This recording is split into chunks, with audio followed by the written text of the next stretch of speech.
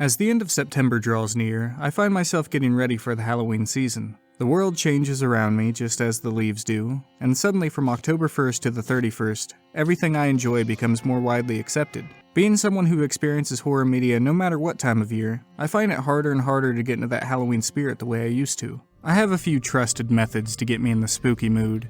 I'll listen to Little Dark Age like 15 times a day. I'll watch even more horror movies than I usually do, and I only masturbate to 2 pumpkins really close together.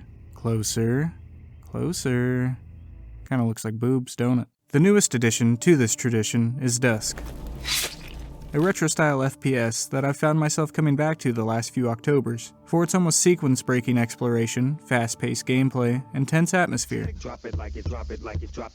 has a certain vibe that I love, sitting somewhere between action and horror. The first time I played Dusk, I approached it more like it was a survival horror game, rather than a fast-paced first-person shooter. Enemies are creepy. I would kinda hide behind things and bait them towards me, but can you really blame me? When you're not mowing down hordes of enemies, you'll have quiet moments of exploration, looking for keys and discovering secrets within secrets. The heavy, aggressive music fades, and you're left with this foreboding stillness. The atmosphere is thick, 2 seas thick. Environments are drenched in gore, blood is smeared on the walls, vaguely warning you of what's to come.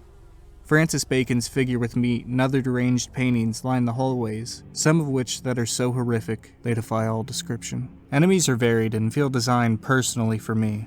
I mean, I'm pretty easy to please. You give one of them a chainsaw and I'm a happy camper. Scarecrows with double-barrel shotguns and possessed goats are just the cherry on top. They hit hard, so you need to be quick on your feet. Bunny hopping at the speed of light on the battlefield feels amazing, and you have full control over Dust Dude while in the air.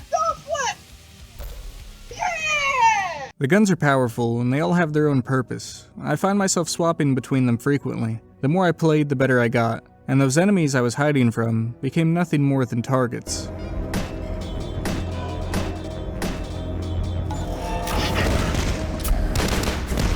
You'll become a monster-slaying badass. Then the game will pull some don't trust your eyes shit, and you'll go right back to being a monster-fearing little baby. Enemies all have distinct sounds that you'll eventually recognize from a mile away. The rev of a chainsaw, the whisper shout of a cultist, non-believer, the shriek of a dumb fucking rat.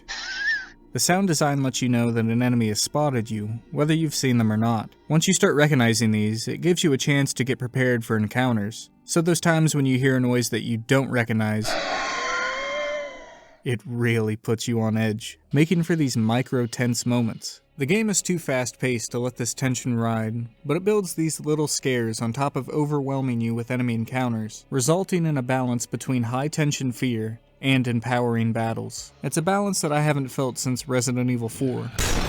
You can see everything this game is going for in its opening moments. Kill the intruder. A tense, action horror game. One where action or horror could be swapped between levels. It's something that doesn't always work, but Dusk nails it, and continues to do so until the credits roll. Chainsaws, cults, and eldritch horrors await you in the town of Dusk, so come on down. The population would love to have you. The cult would love to have you. Pimps in the drop it like it, drop it like it, drop it like it, drop it like it, drop it like it, drop it like it, drop it like it, drop it like it, drop it like it.